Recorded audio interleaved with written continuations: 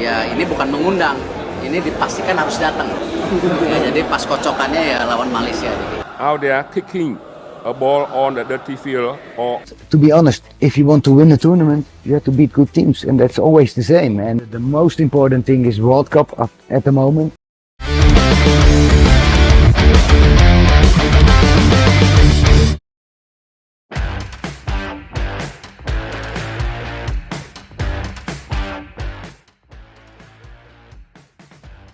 Pertemuan klasik dua rival abadi kembali terjadi. Timnas Indonesia segrup dengan Malaysia di Piala AFF U23 2025. Aroma panas sudah terasa sejak hasil drawing diumumkan. Siapakah yang akan unggul kali ini? Drawing Piala AFF U23 2025 sudah ditentukan di mana Timnas Indonesia ada di grup A menantang Malaysia. Itu setelah undian yang dilakukan Federasi Sepak Bola Asia Tenggara di Bali Jumat 30 Mei 2025 pagi waktu setempat. Selain ada Malaysia, di grup A Timnas Indonesia U23 juga akan menghadapi Filipina dan Brunei Darussalam.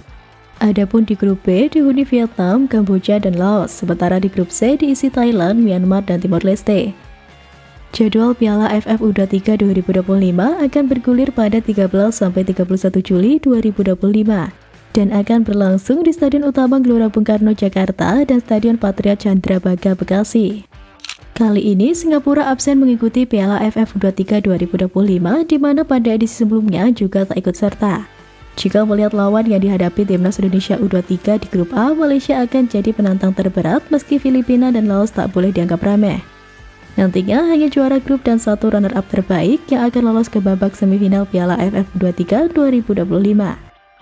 Kejuaraan ini bagus untuk tim asuhan Gerald van den Berg sebagai pemanasan sebelum terjun di kualifikasi Piala Asia U23 2026 pada September mendatang. Timnas Indonesia U23 bisa dikatakan cukup berprestasi di Piala AFF U23 ini, meski pemegang gelar terbanyak adalah Vietnam. Keuntungan sebagai tuan rumah tentu menjadi modal penting bagi skuad Garuda Muda dalam menjalani laga demi laga di fase grup.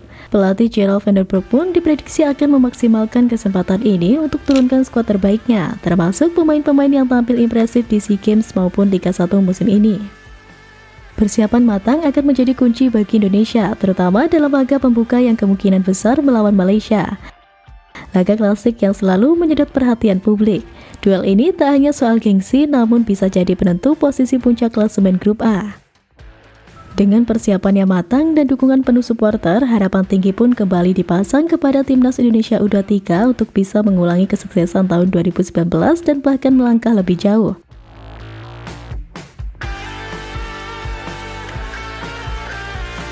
Tak hanya fans yang bereaksi, Ketua Umum PSSI Erick Thohir juga langsung jadi sorotan.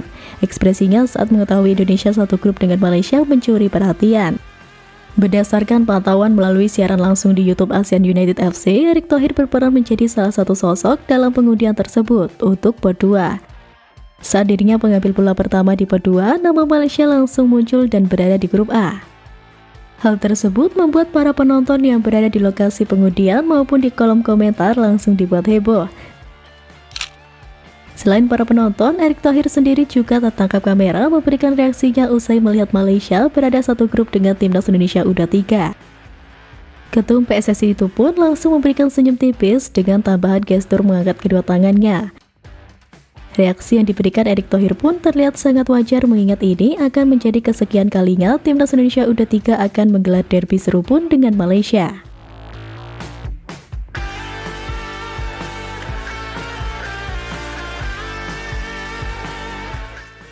Namun di sisi lain, media Malaysia mulai angkat bicara dengan nada meremehkan. Mereka mengukit sejarah kemenangan Harimau Malaya atas Garuda Muda di edisi sebelumnya. Apakah ini bentuk kepercayaan diri atau justru kesombongan yang akan jadi bumerang?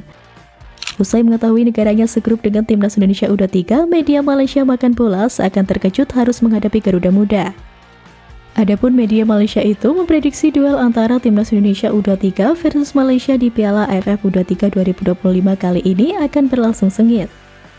Pasalnya, kata makan bola, kedua rival serumpun itu telah saling bentrok dengan ketat pada fase grup Piala AFF U23 2023 lalu.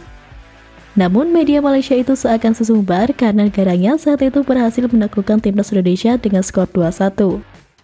Laga tersebut merupakan laga perdana grup B Piala AFF U23 2023 yang digelar di Rayong Province Stadium pada tahun 2023. Padahal Harimau Malaya saat itu hanya menjadi tim peringkat keempat Piala AFF U23 2023, sementara skuad Garuda keluar sebagai runner-up. Laga tandang saat itu mempertemukan anak asuh Ella Farasan dengan tim yang berhasil mengalahkan Indonesia dengan skor 2-1 lewat 2 gol Fergus Tierney. Tulis makan bola. Kini, Timnas Indonesia U23 akan dipimpin oleh pelatih Gerald van den Berg, pelatih asal Belanda yang bakal segera menjalani debutnya. Dan pelatih Gerald van den Berg justru menolak terpancing. Dengan kepala dingin, ia memilih fokus ke tantangan yang lebih besar Korea Selatan.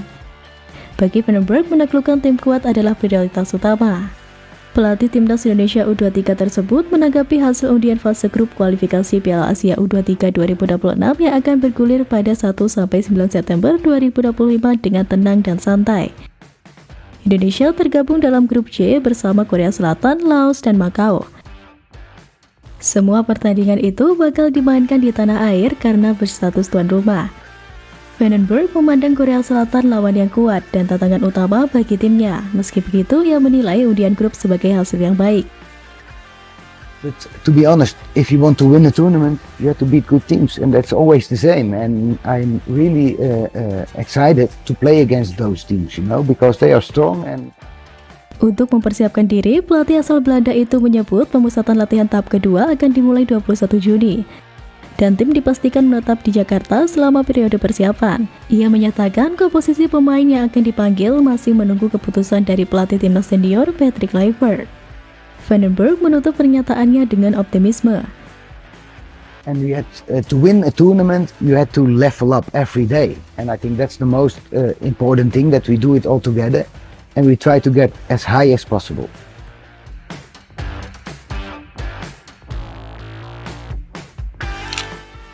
Dan untuk memperkuat skuad, satu nama pemain keturunan sedang dipersiapkan untuk dinaturalisasi. Van den Berg ingin lini depan Garuda Muda jadi lebih tajam. Strategi baru pun mulai dibentuk demi taklukan dua lawan berat Malaysia dan Korea Selatan. Dalam 2 hari beruntun, Garuda Muda mendapati nasibnya di 2 ajang untuk melaksanakan drawing untuk fase grup dan kualifikasi. Mempersiapkan diri untuk ajang tersebut, Gerald van den Berg sudah mulai mengumpulkan timnya, termasuk dengan mendekati Jens Raven yang sebelumnya memperkuat Timnas Indonesia U20.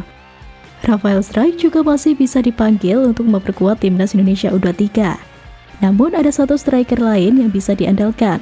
Dia adalah Mauro Zylstra yang beberapa waktu lalu diklaim diinginkan oleh van den Berg di tim U23. Hal ini dibeberkan oleh YouTuber Yusa Nugraha yang berbicara langsung kepada Mauro Zylstra mengenai proses naturalisasinya. Yusa mengatakan bahwa Zylstra sedang melakukan proses secara aktif dengan Fadi Bahdim yang juga menjadi agen dari Timnas Indonesia. Dia bilang, ya saat ini kita sedang melakukan proses bro, dan dia juga melakukan proses itu dengan Fardi tentunya, agen dari Timnas Indonesia. Dan ya dia bilang juga kalau saat ini dia juga masih harus mengurus beberapa hal dengan paspornya Belanda. Sebagai informasi, Mauro Zylstra masih berusia 20 tahun yang berarti dia bisa memperkuat Timnas Indonesia U23. Selama setahun terakhir, ia sudah sering dikaitkan dengan skuad Garuda, namun proses naturalisasinya belum dilanjutkan hingga kini. Namun, jika Van den Berg sendiri sudah memintanya, mungkinkah striker FC Volendam ini pada akhirnya dinaturalisasi? Mari kita tunggu apakah langkah ini akan menjadi kenyataan dalam waktu dekat.